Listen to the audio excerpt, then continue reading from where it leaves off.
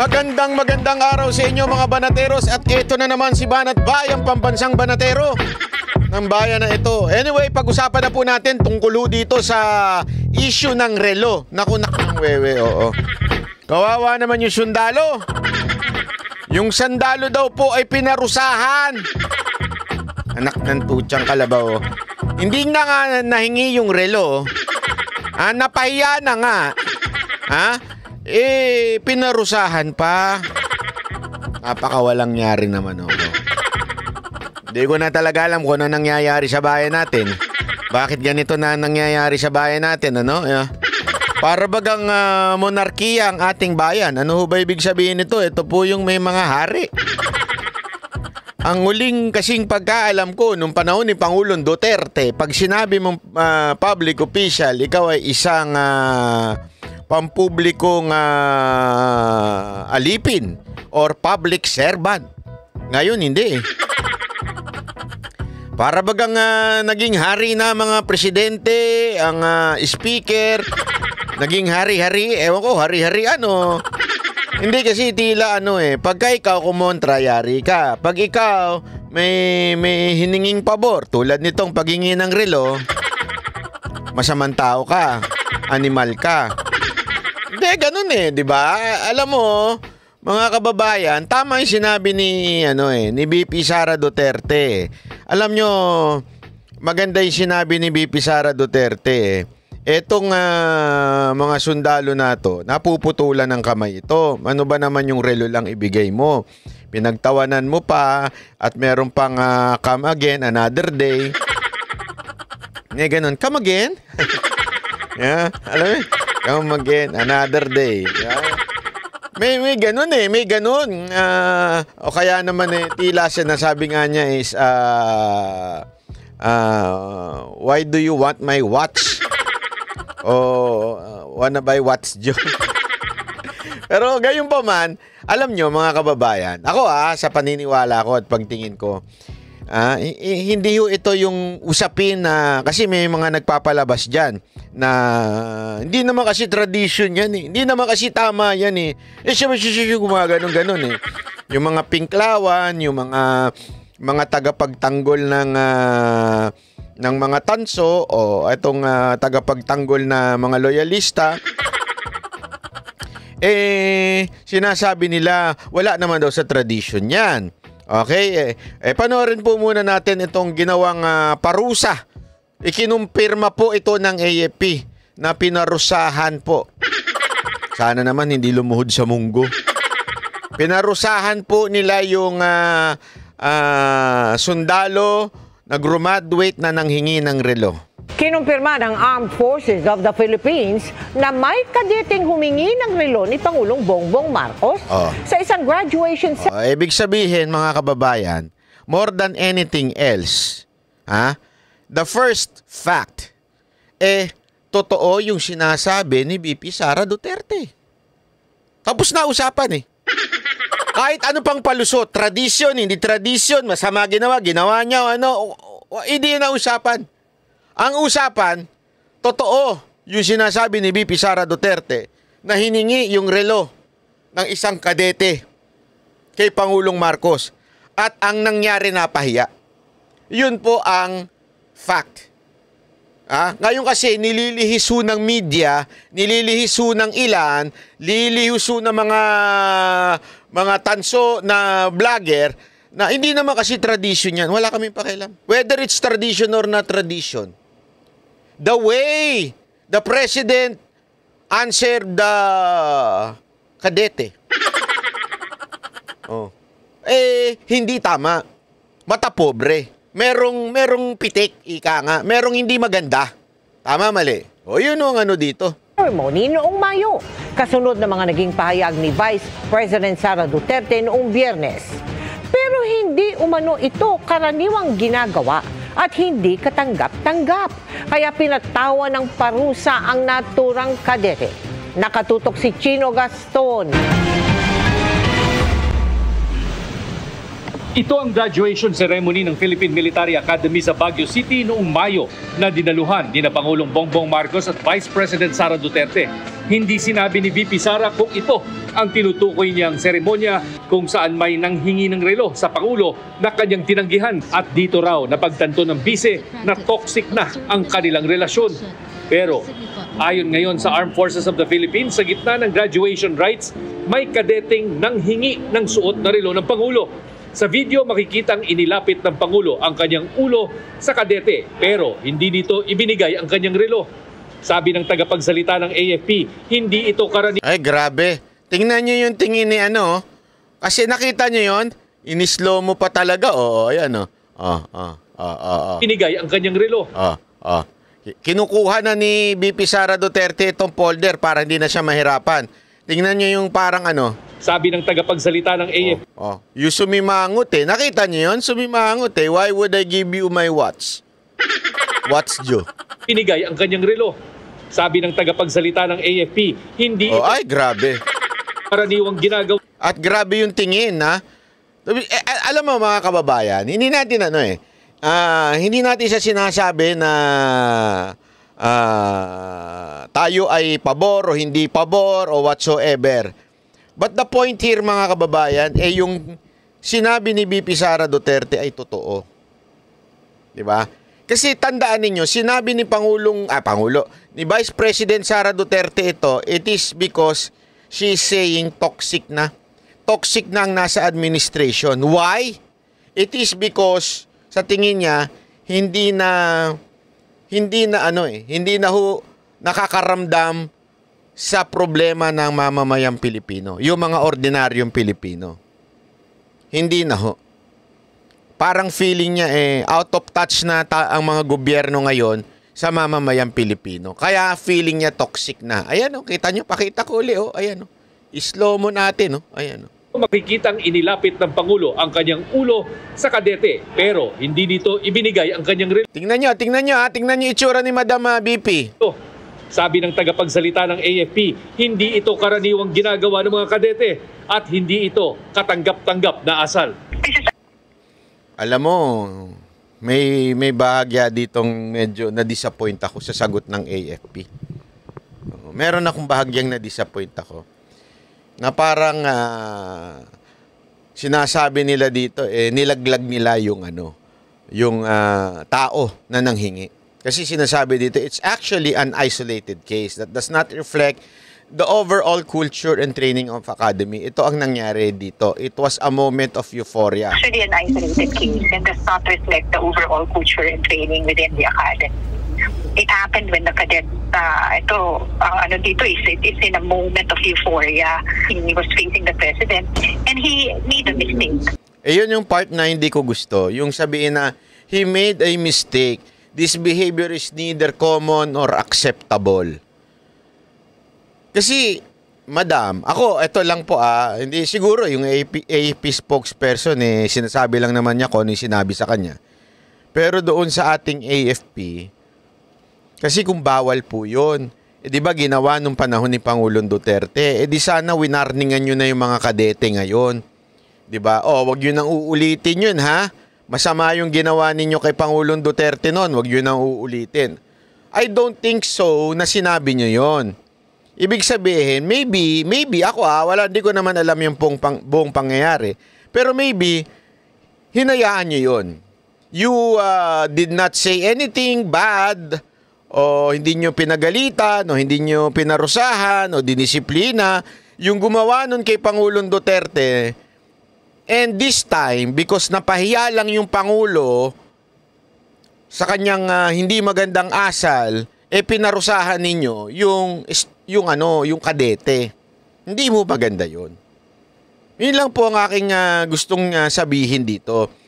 Sana man lang po, tinayuan ng AFP yung kanilang kadete at sinabi nilang it is okay, we will reprimand or we will make sure it will never na mauulit ito, it will never repeated.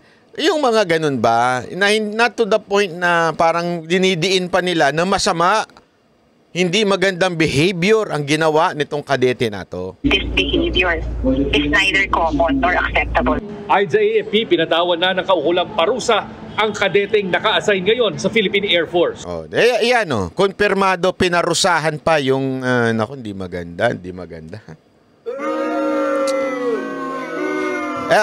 Ako, I'm disappointed. Really, I'm disappointed. I mean,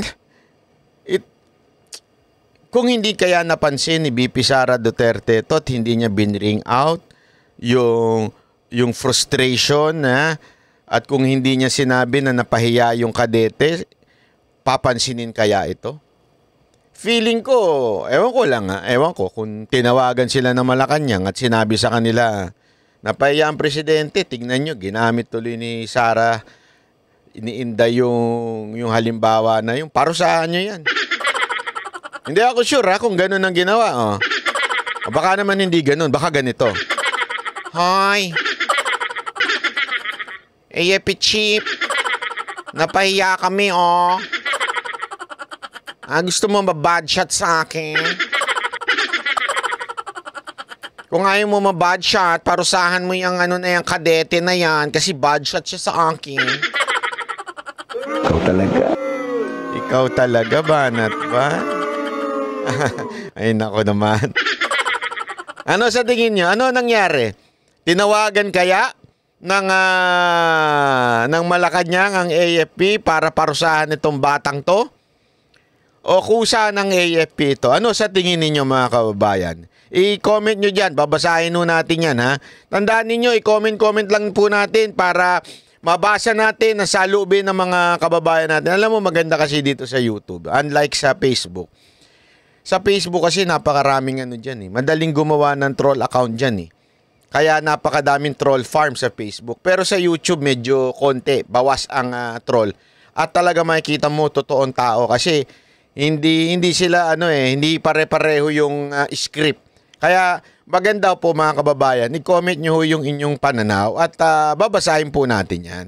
Hindi naman siya dismissed at upon learning about the incident, nag-take action agad yung PMA. Noong 2019, Did you hear that? Did you? O did you not? Hindi. Nahuli sa bibig Upon hearing, nag-take action kagad ang PMA.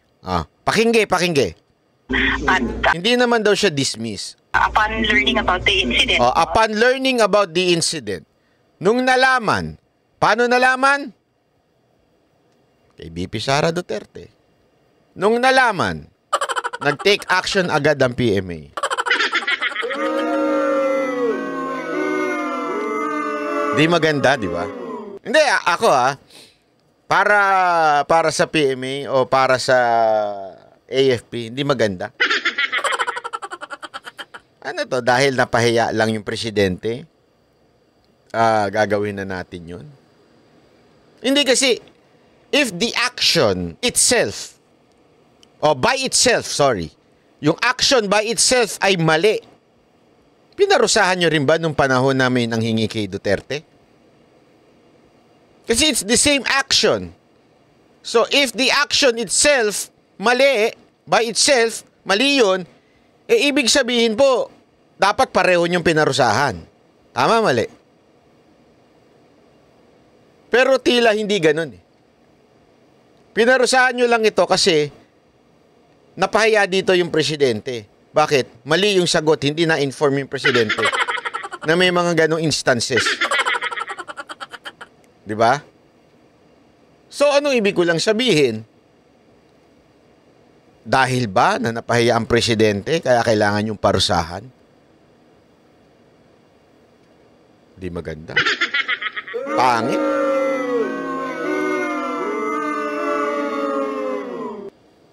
Ang dating kasi, parang spoiled brat ang presidente. Gago! Hindi, ganun Di ba yung mga asawa ninyong spoiled? Minsan ganyan totoo, walang biro ito, di ba? Yung spoiled yung asawa tapos napahiya, kunwari sa labas, napahiya, merong nakatabig sa kanya, o napahiya. Tapos biglang mag-iiyak, magsusumbong doon sa asawa. Uy, ano ko nung katabing table, natamaan ako. Kahit di naman sinasadya. I mean, hindi naman sinasadya. Pero dahil spoiled yung asawa mo, yung gusto mo ipakita na ini-spoil mo siya, grabe ka mag-react. Di ba? Di ba?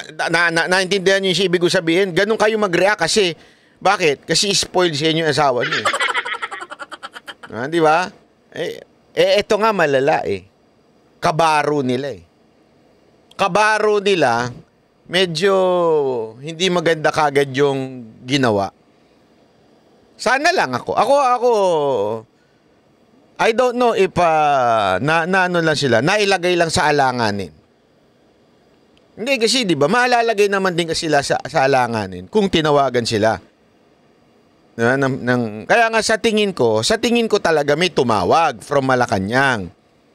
Napahiya yung presidente, ayan, ginagamit. Tingnan mo, meron tuloy bala si Inday Sara, Napahiya ang presidente. Pagsabihan niyo yung mga yan, Ay, siyempre, ikaw naman yung pinuno ng AFP at ang commander mo ay ang presidente. Tandaan niyo, siya ang commander-in-chief, si presidente. So, pag sinabi ng Malacanang, eto, ganito, pagsabihan niyo, wala kayong magagawa. Parusahan niyo, wala kayong magagawa. You have to follow. Kaya hindi rin natin masisisi yung pamunuan ng AFP. Kasi ako, mas ako dun Eto. Tanong ko lang sa inyo mga kababayan. Ano sa tingin ninyo? Kasalanan ng AFP? O nakatanggap sila ng tawag from Malacanang? Kaya nila pinarusahan yung kanilang tauhan? Kasi ako, parang hindi gawain ng AFP yan Yung pagalitan, pagsabihan, o di kaya parusahan na sana kung nakapatay. Hindi I mean, sana kung nambastos, hindi upang babastos yan Bakit kanyo? Kasi ginawa na yan Ginawa na nung nakaraan So understood, hindi nyo pinagbawalan, hindi nyo sinita noon, understood na okay lang. Tama mali? Baka pa nga, eto di nga natin alam, baka nga loyalista pa yung yung nanghingi kay Marcos Balay nyo, loyalistang yung maganda lang yung puso niya na, ay salamat, nakagraduate ako sa panahon ng aking idolong si Marcos. Kaya, alam mo yun, na-excite siya. Hingin ko nga yung relo. Makahingi ng relo hingin ko yung relo. Pwedeng ganun mga kababayan di ba? Pwede yung ganun. Na-excite lang yung mama, idolo pa nga si Marcos. Tapos napahiya pa. Pangit. Di maganda. Pangit na nangyayari ngayon sa bayan. Di maganda. Nag-take action agad yung PMA. Noong 2019 PMA graduation ceremony. Ayan, eto, katabi niya pa ata yung AFP chief. Doon kasi sa isa, parang wala siyang katabi. Eto, katabi niya pa yung AFP chief, tapos naka-smile pa. May ganito ring insidente na pumalakpak pa ng relo sa Pangulo ng isang PMA. Pumalakpak pa na malupit.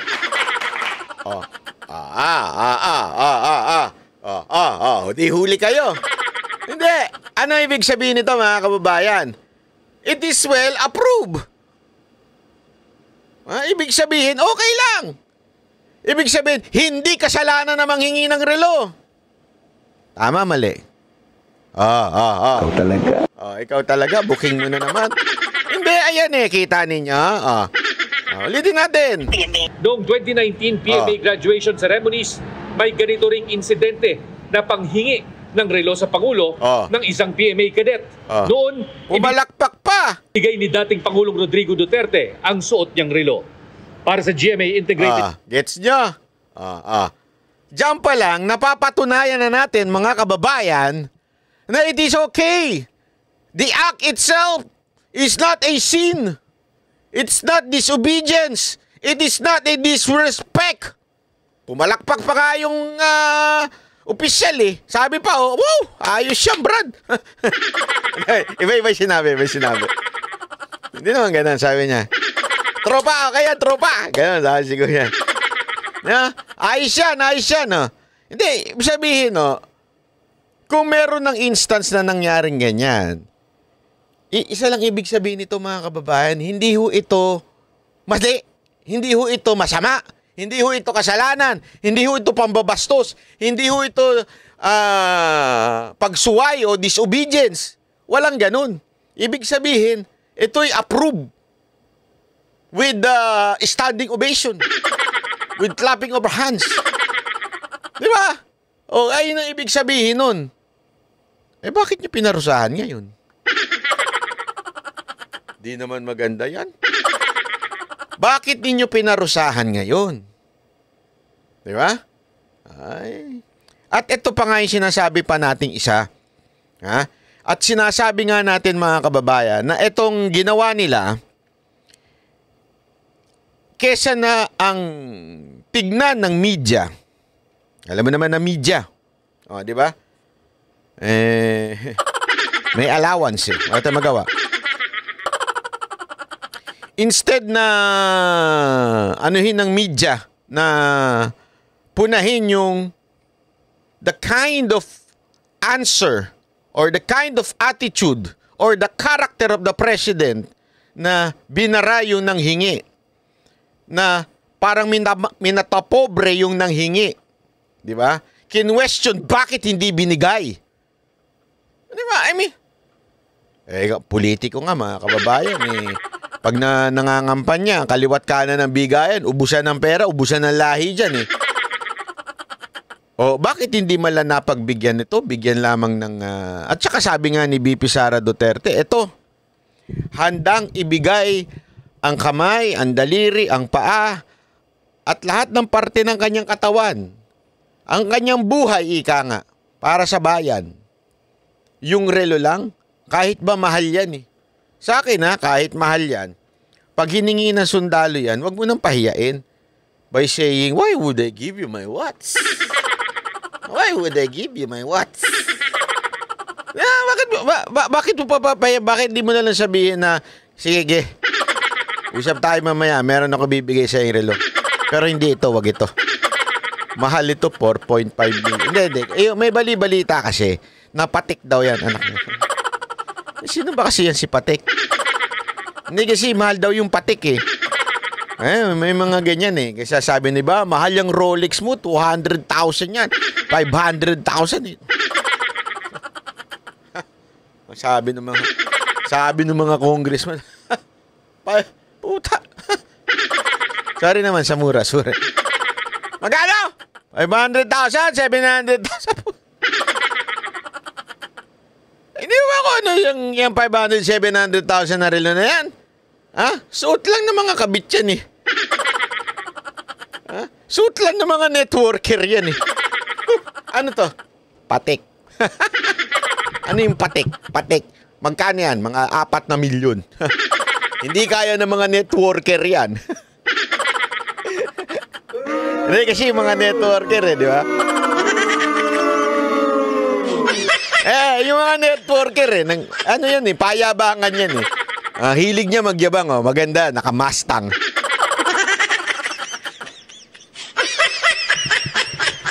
Naka-sports car, naka-Mustang Kaya mo naman ang mahal ng Mustang.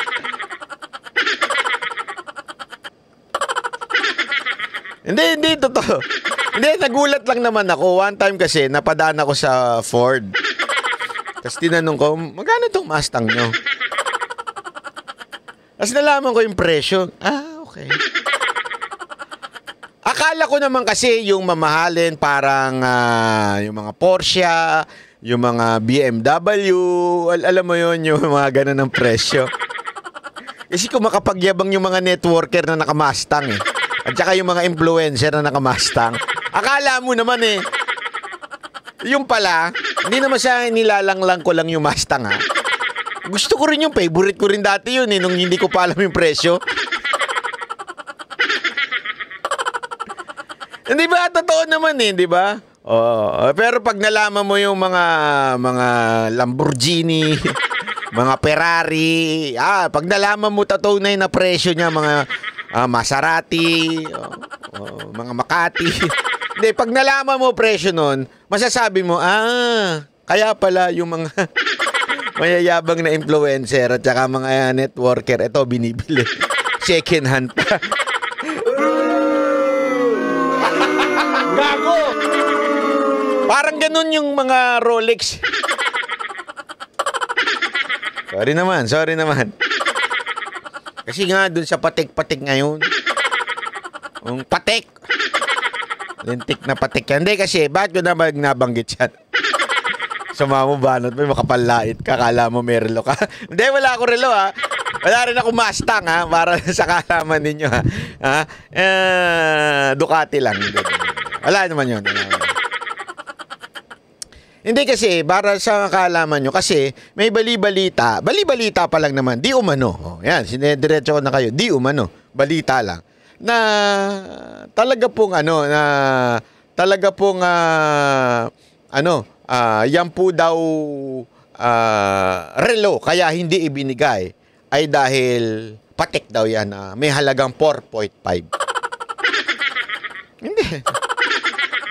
Sabi ko, wala, panis. Kaya naman pala yung mga congressman naka-Rolex lang. Hoy, hindi yung ibang congressman nakapatik. Kaya nga ngayon, kita nyo, pansinin nyo, yung mga mga congressman sa Quadcom, wala na yung mga Rolex nila. Wala na yung mga patik nila. Naka-ano na lang sila. Casio na lang. Pakinggan natin tong explanation ha, kaya lang, ang pangit. Pinakinggan mo pa, ang pangit naman pala na explanation. Pakinggan nyo ito. Maraming kontrobersyal na pahayag si VP Sara Duterte sa kanyang press conference noong Biyernes. At isa sa mga ito ay kwento umuno tungkol po sa relo. Ayon kay VP Sara, hiniling daw ng isang graduate ang relo ng presidente bilang graduation gift. Ang sabi daw ng graduate, Mr. President, can I have your watch as a graduation gift? Nagalit daw si VP Sara sa sagot umano ng Pangulong Bongbong Marcos na, why would I give you my watch? Mukhang ang nasabing insidente ay nangyari sa nakaraang graduation ng Philippine Military Academy.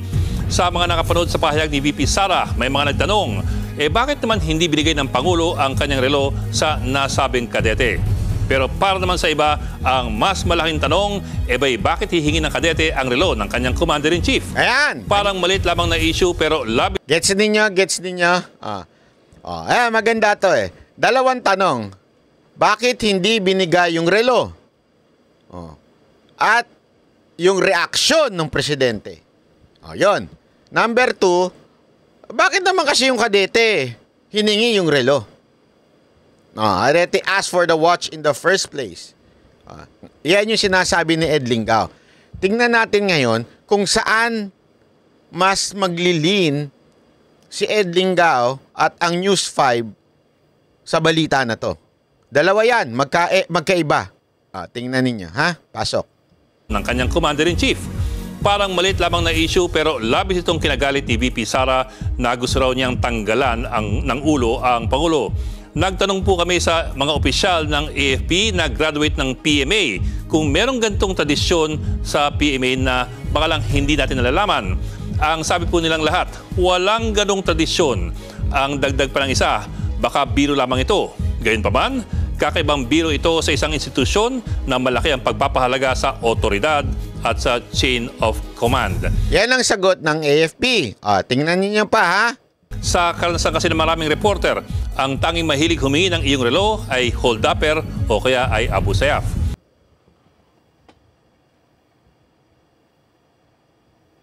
Nakita niyo yan? Okay lang ako sa sagot ng AFP kasi yan yung sinagot lang nila yung facts. Okay? Pero dinagdagan ni Ed Lingao, ano sabi niya? Pero para sa mga reporter, sa mga media, sino lang daw ba manghihingi ng relo? Mga snatcher? Sabi ko, ang snatcher ba?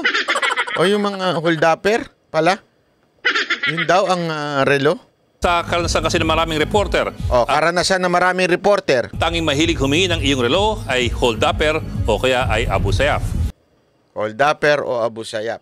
So kinulayan nila ng ganun yung kadete. Slight lang yung banat ni Ed Lingao dito pero halatang may merong dumi. Para bagang sinabi ni Ed Lingao, yung kadeting ganun, nangihingi ng gawain lang yan ng mga snatcher tsaka ng mga busay. Kaya lang, gumamit siya ng, para naman hindi sabihin na siya ay bias, gumamit siya ng mga reporter. Sino yun? Di ba ikaw yun? Gumagamit ka pa ng third person? Kunwari, pero sa totoo lang, sino nagsabi nung ganun? Pero kung totoo, Halatang halata, ano? kasi ang ama ni VP Sara ay nahilig sa pagbibigay ng mga relo sa mga sundalo. Parang kasalanan pa ngayon ni Duterte. Dahil mahilig magbigay si Duterte ng relo. Parang sinasabi, hindi talaga tradition yan. Gawain niya ng mga snatche, mga holdapper, tsaka busayap. Ha? Kaya lang kasi si Duterte mahilig mamigay. Taong 2019, binigay ng Kita nyo yung angling? Grabe yung angling dito, no? No comment. ng dating Pangulong Duterte ang kanyang relo kay graduating cadet Alberto Hulakit dahil hiningi raw ito mula sa Pangulo. At nung Marawi Siege naman, binigay ni Pangulong Duterte ang kanyang relo sa isang sundalo. Ganon din ang ginawa niya sa pagbisita sa isang kampo sa Northern Samar noong So ibig sabihin, hindi lang pala isang beses nangyari yung pagbigay ng relo. So kung masama yun, di sana marami nang naparusahan. O kaya marami nang sinabihan, oy, wag niya kayong tatanggap na relo, ha? Wag na kayong Oy, bakit ngayon lang? Alam mo kung bakit? May kanta kasi yan. Bakit ngayong ka lang pinarusahan ka dahil kay Bongbong?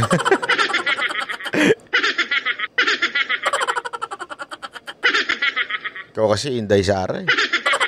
Binuking mo naman 2018. Pero ang hindi po malinaw kung ano ang konteksto ng umunay paghingi ng kadete ng relo mula sa Pangulong Bongbong Marcos.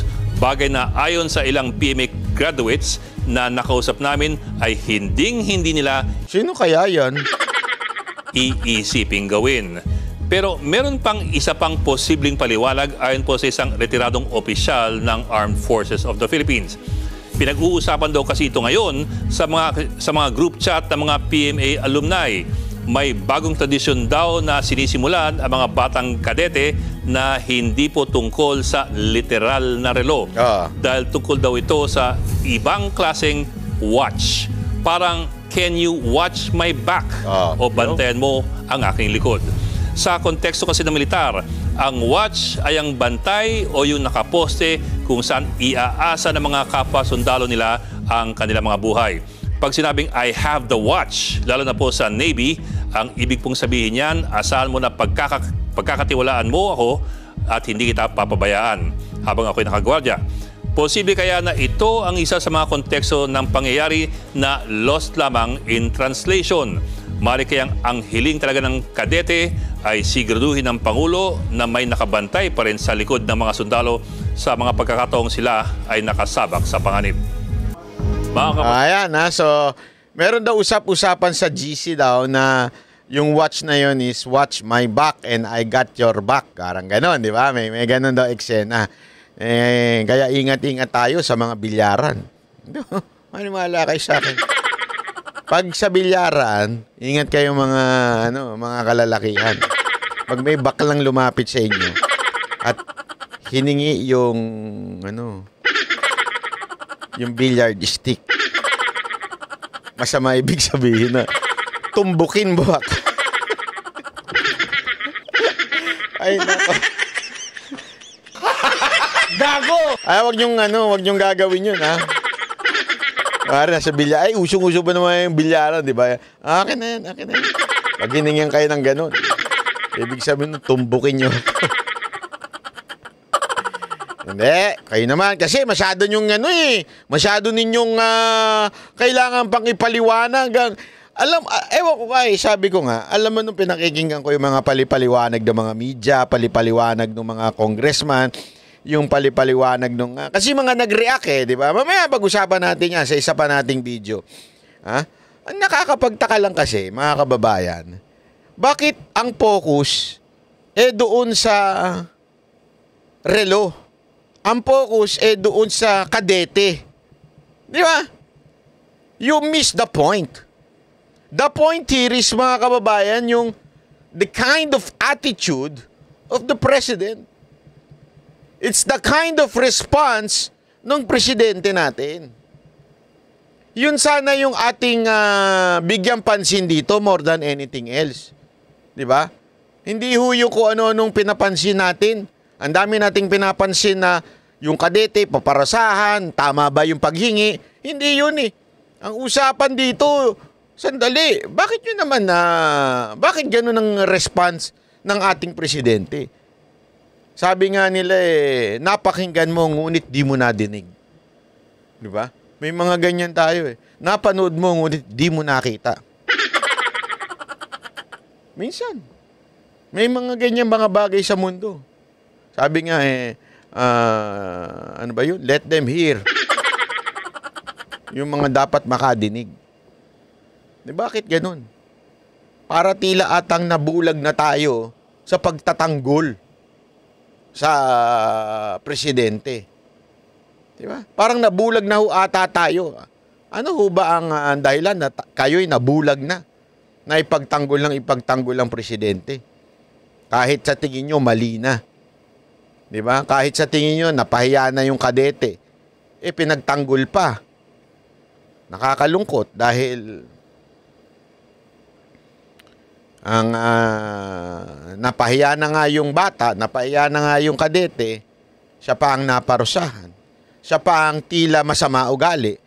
Ginasabihan pa ng, alam mo yun, ini-imply pa ng ilan na kesyo gawain lang niya na mandurukot o di kaya ng holdapper, gawain lamang niya ng abusayap.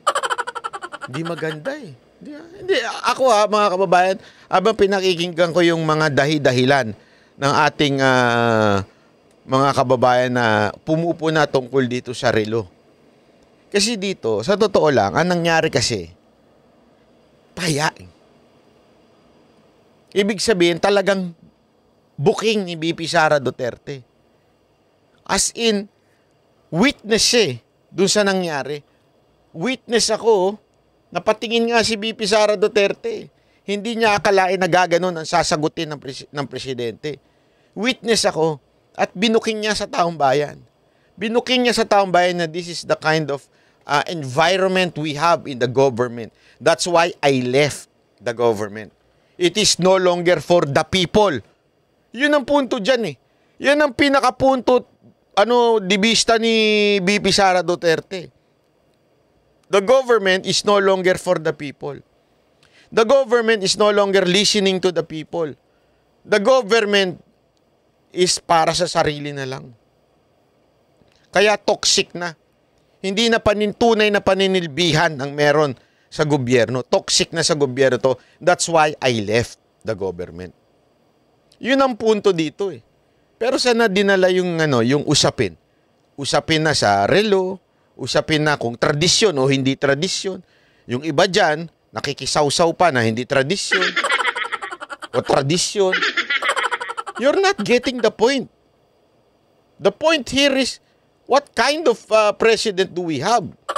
Bakit ganyan ang asal? Bakit ganyan ang trato sa ating mga sundalo na magbibigay buhay, magbubuwis ng buhay nila? Yun ang punto de vista dito ni BP Sara Duterte. Anak naman ng weteng. You miss the whole point. Diba? Ang hirap naman na sa bayan natin. Anyway, maraming salamat po. May upload pa po tayong video dyan. Panoorin nyo maya-maya after how many hours. Okay, pasok. Thank you! Yan ang Banateros, boses ng ordinaryo Pilipino, Banateros.